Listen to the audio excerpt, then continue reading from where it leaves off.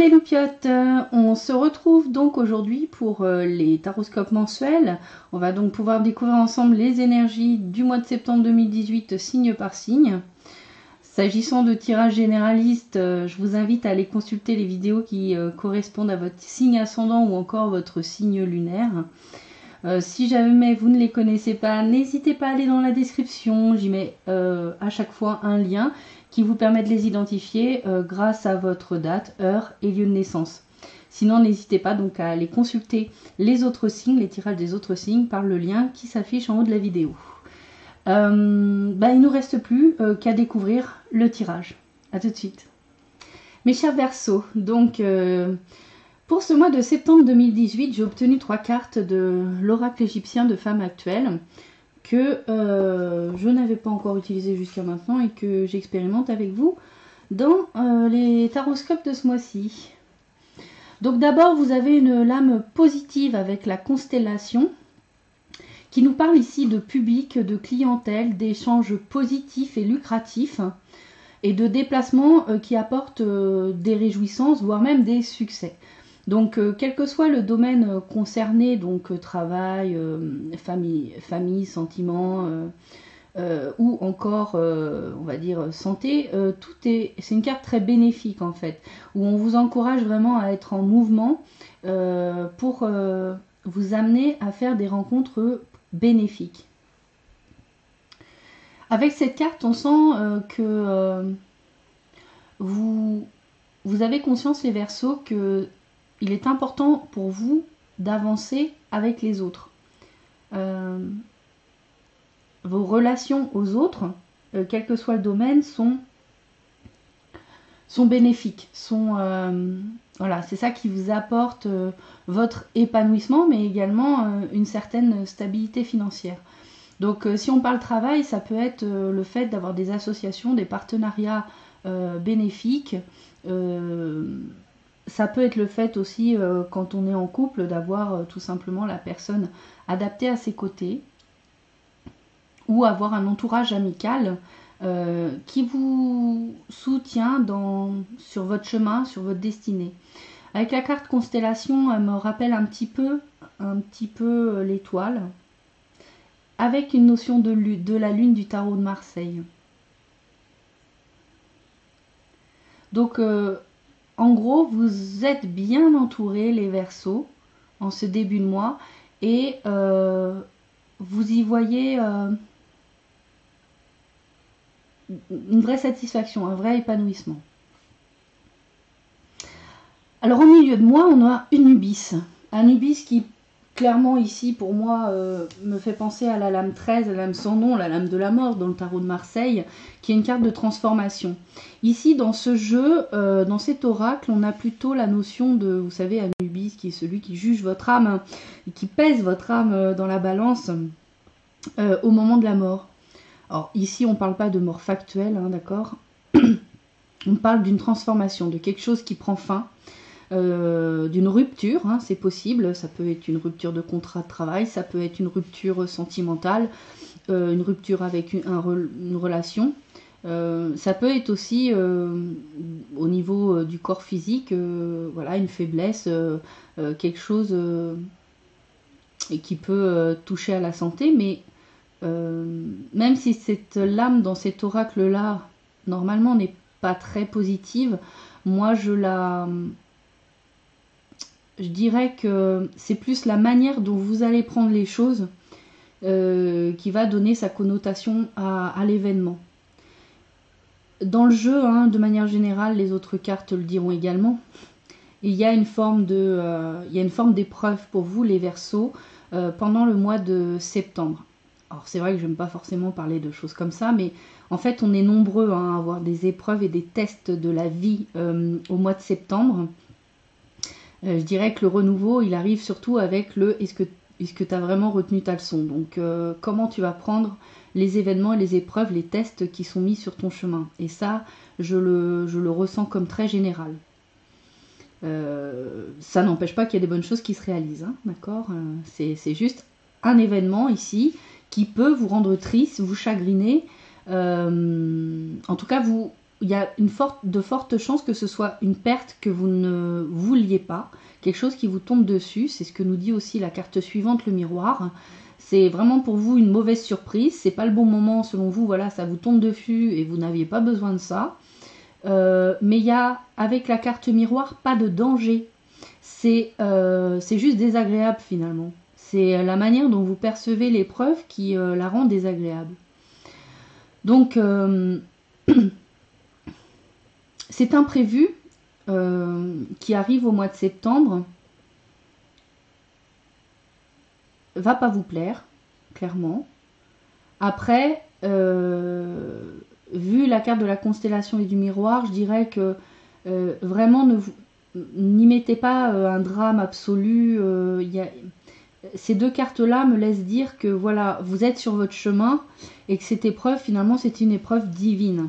Et c'est d'ailleurs ce que les cartes, donc les 3 autres cartes que j'ai obtenues pour vous, donc du tarot des lettres hébraïques de Marie-Elia, voilà celui-ci, les 3 cartes confirment cela. Hein. Vous êtes effectivement bien sur votre chemin, manifestement donc avec S, Tav et Guimel, on est bien sûr, encore une fois, une notion donc de transformation. Beaucoup de mal à éclairer là. Voilà. On est bien sur une notion d'épreuve, hein, clairement. Alors, avec la première, donc S, vous voyez les deux premières, on dirait des portes. Donc, oui, vous êtes contraint et forcé de passer cette porte. Parfois on choisit, parfois on choisit pas. La main divine vient sur nous, se pose sur nous parce qu'on a quelque chose à transcender et à comprendre. C'est pour notre bien qu'on vit cette épreuve. Et même si ça nous plaît pas, parce que ça nous sort un petit peu peut-être d'une forme il y a une forme de stagnation et on nous oblige, comme je dis souvent, l'univers nous met un petit coup de pied au cul pour nous bouger parce qu'on bouge plus et qu'on n'évolue plus. Qu'on ne tire pas les leçons pour avancer, évoluer au mieux sur notre chemin. Donc avec la première carte S qui est la force de motivation, on vous dit rien n'est impossible du moment que votre motivation vient vraiment du cœur, de votre force primordiale, de votre énergie, si vous y mettez vraiment toute votre motivation.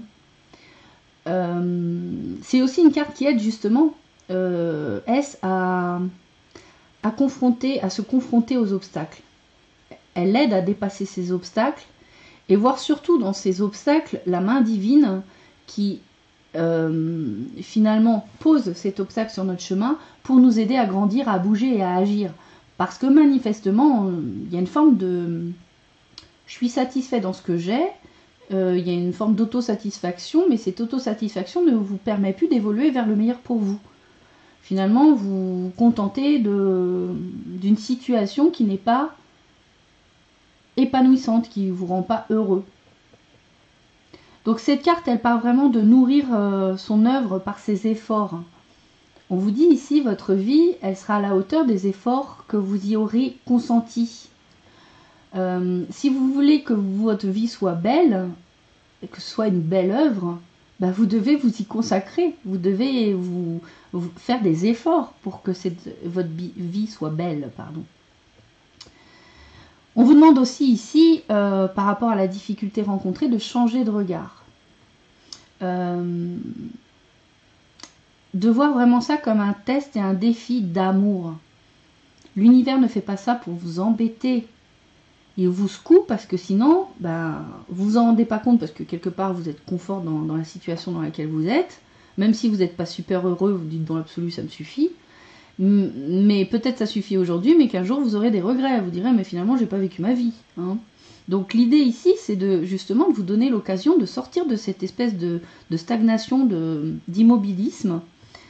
Et effectivement le changement peut...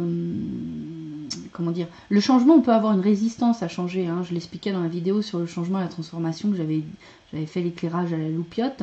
C'est quelque chose qui réveille des peurs, le changement, au niveau de l'ego. Mais là, de toute façon, vous n'avez pas le choix, vous êtes confronté à quelque chose qui est mis sur votre chemin pour sortir de ça et accepter le changement, ce changement bénéfique pour vous.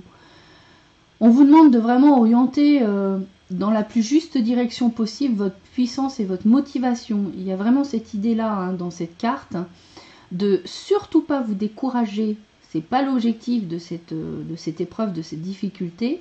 C'est vraiment d'agir en conscience. Et si vraiment vous prenez conscience de finalement du bon dans cette épreuve, de ce que ça vous apporte et ce que ça vous permet de faire évoluer en vous et de grandir en vous, ce que ça vous aide aussi à lâcher, on le verra tout à l'heure, bah, cette barrière, cette difficulté, elle va s'affaisser, elle va disparaître en fait. Parce que l'épreuve n'en est une que parce qu'il y a une incompréhension de votre part. Il y a une incompréhension, votre point de vue n'est pas le bon, votre point de vue n'est pas le juste. Avec l'étoile de la vérité, qui ressemble donc Tav, qui est aussi une forme de porte, on voit qu'on est vraiment justement dans le côté véridique des choses. On vous demande d'aller chercher la vérité dans cette épreuve. De ne pas se mentir à vous-même et de ne pas mentir aux autres. Donc il y a peut-être une notion de je fais un peu l'autruche et je ne veux pas voir les choses telles qu'elles sont. On vous demande avec Tav de prendre conscience du choix qui est proposé par cette épreuve. Parce qu'elle vous permet de faire un choix et d'agir. L'idée, c'est avec cette épreuve, c'est de s'engager dans la direction que vous ressentez au plus profond de vous-même, de suivre votre intuition pour prendre la plus juste direction. L'épreuve n'est pas là pour vous embêter, elle est là pour vous remettre sur le chemin, vous remettre en route, vous remettre sur votre évolution. Parce que manifestement, il y avait une forme de stagnation. Vous étiez peut-être voilà, enlisé dans quelque chose et vous n'en bougiez plus.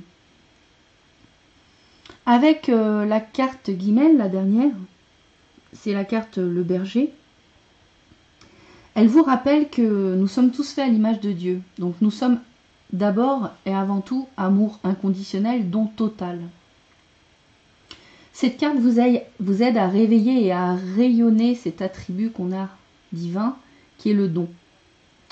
Et il s'agit du don sans chercher à garder pour soi. C'est le côté je donne sans attendre en retour.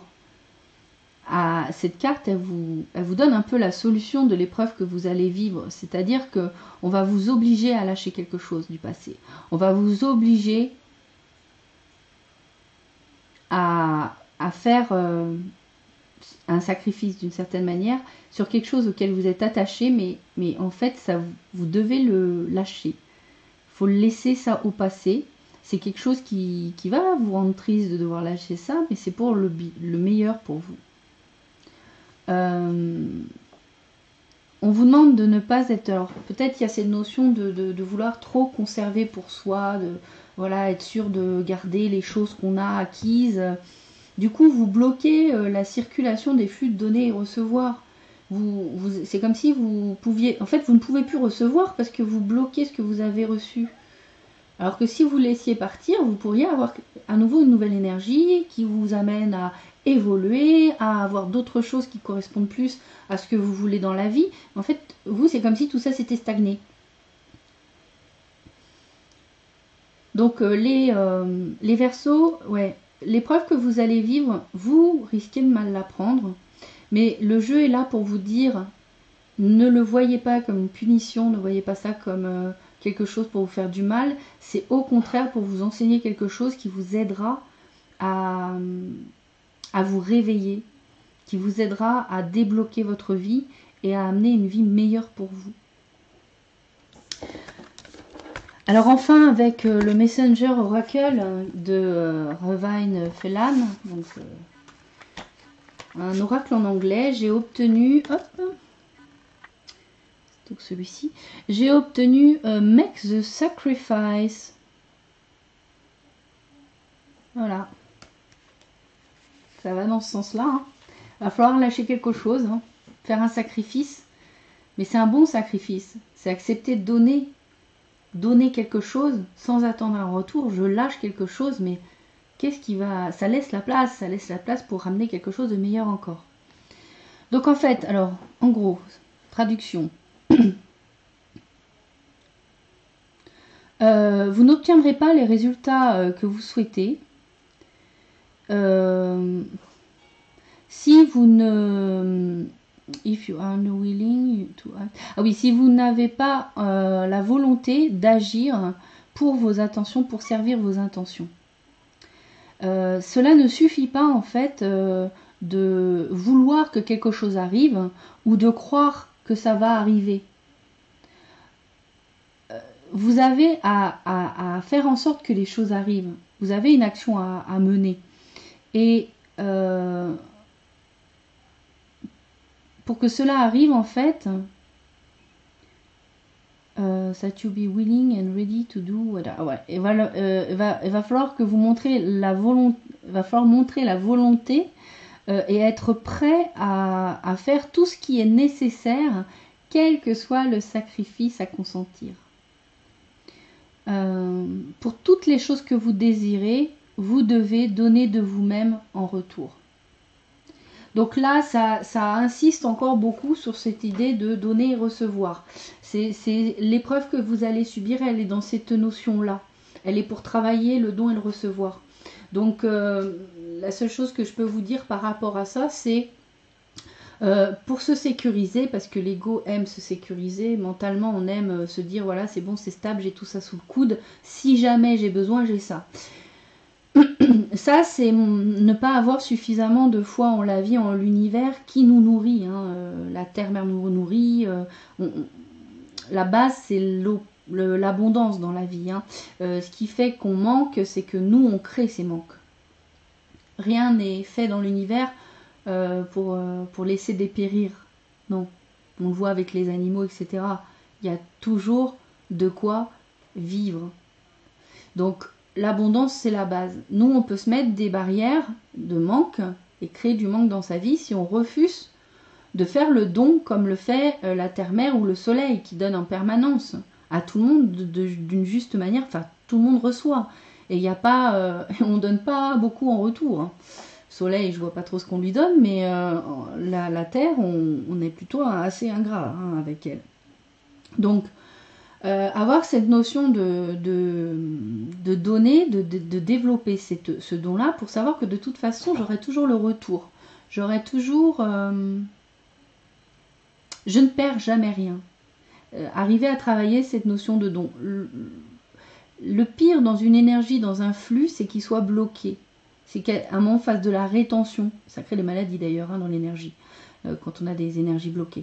Mais le don et le recevoir, c'est une énergie qui tourne en fait. C'est toujours, je ne peux pas recevoir si je ne donne pas. Si je garde tout pour moi, je vais cristalliser. Donc il y a un moment, ça ne va plus passer, je ne vais plus pouvoir recevoir, puisque je ne donne pas. Je garde tout à l'intérieur. Il faut laisser partir, il faut accepter de lâcher. C'est quand on dit lâcher du passé pour pouvoir vivre quelque chose de nouveau. On ne peut pas accumuler en fait. La notion d'accumulation, de peur de manquer, il faut oublier cette notion-là. C'est peut-être cette notion-là qui va être, qu'on va vous demander, en tout cas que l'univers va vous demander de comprendre et de travailler les Verseaux pendant le mois de septembre. Ce tirage est terminé. On se retrouve très bientôt pour... les énergies de la nouvelle lune du 9 septembre 2018, qui sera donc suivie par les tirages amour mensuels. Donc vous commencez à avoir un petit peu l'habitude pour les célibataires en transition et les personnes en couple. Et ce mois-ci, on a un tirage supplémentaire avec les tirages runiques, donc par élément, air, terre, feu, eau. Un tirage qui s'applique sur toute la période de la saison de l'automne. Donc c'est un tirage trimestriel, saisonnier. Donc le deuxième que je proposerai sur cette chaîne. Voilà mes loupiottes, je vous fais d'énormes bisous. Je vous dis de prendre un grand soin de vous. Et à très bientôt. Ciao les loupiottes.